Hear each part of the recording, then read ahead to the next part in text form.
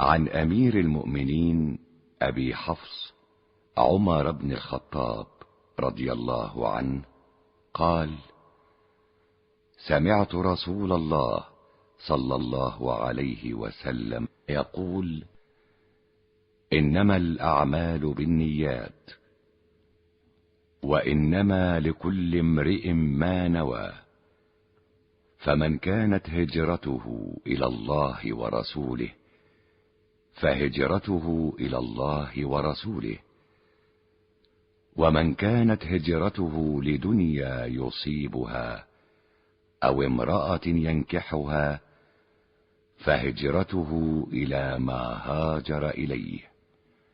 رواه البخاري ومسلم.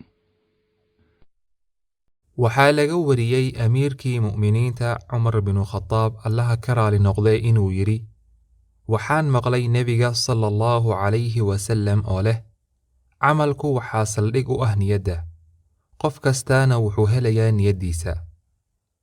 marka qofkii u hijrooday Ilaahay dartii iyo rasuulkiisa wuxuu helayaa ajar Ilaahay.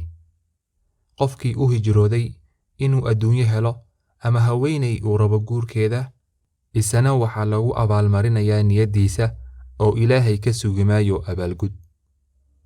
Bukhari iyo Muslim.